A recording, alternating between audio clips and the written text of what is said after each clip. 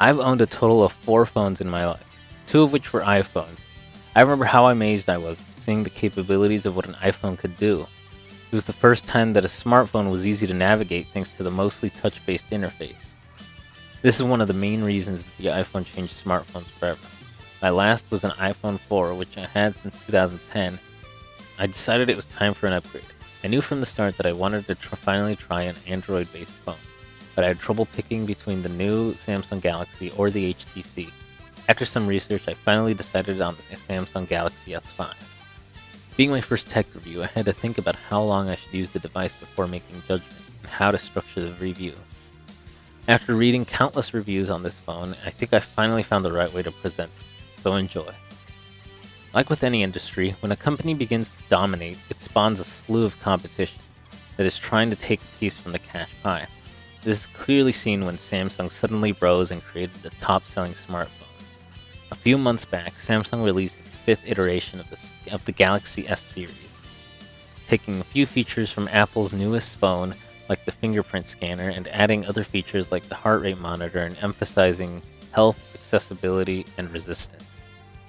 From the first look, the front of the device seems relatively similar to the past iteration, but the change is almost immediately seen from the back of the device. The glossy plastic cover has changed to a more appealing rounded polycarbonate cover. Below the camera lie both the new heart rate monitor and the flash. Another notable physical change is with the charger port. It now has a cover that can be flipped open and was designed in a way that makes the phone waterproof, up to 1 meter for about 30 minutes. The power button has also been moved from the top to the side of the device, which I found to be a good and a bad thing. The upside is that you can now lock and unlock the phone easier, therefore adding convenience. The downside is that I found myself accidentally locking or unlocking the phone when I reached for it in my pocket. Considering that the phone is always held from the side, the chances of accidentally pressing the side buttons is like, I would have preferred if the button was at the top of the device. Overall, the aesthetic design of the phone feels and looks nice. Despite some saying that the smoothness of the sides makes it feel cheap compared to the HTC's metal feel, I didn't find it to be a very big deal. It is really something you shouldn't worry about. Another issue that I had with the design is the fact that there are 2 other buttons by the home key, which are touch-based. I found myself pressing those buttons on accident many times, which both have the potential of interrupting and closing apps. Hardware-wise, the Galaxy S5 is powered by the Snapdragon 2.5 GHz quad-core processor and 2 GB of RAM. It has a new battery that can vastly improve battery life with the power-saving mode in the software, the rear-facing camera of 16 megapixels and can offer 4K recording as well as one of the fastest autofocus features and real-time HDR rendering, and only a 2 megapixel camera for the front-facing camera. All of this hardware combines to make one of the most powerful phones currently out in the market. The main low point hardware-wise would have to be the speaker. It is located on the lower back of the device and can get loud, but its awkward position makes it hard to hold in a proper way so the speaker doesn't get blocked or muffled. This, of course, is fixed by connecting headphones, which I do most of the time anyway, but it's still annoying when you want to display something to multiple people. Speaking of the display, it is 5.1 inches or 13 centimeters, with a resolution of 1920 by 1080.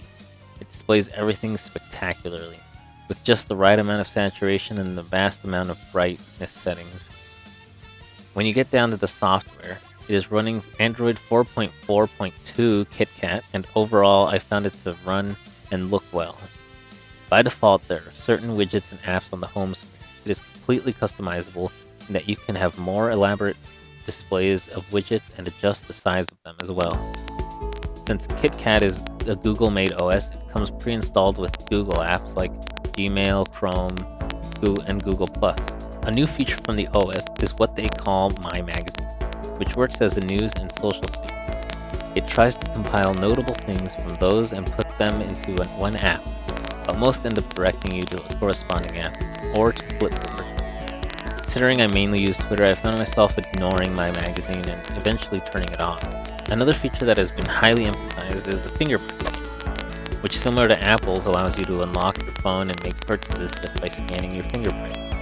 Unlike the iPhone scanner, this scanner needs you to run your finger across the home button in a downward motion.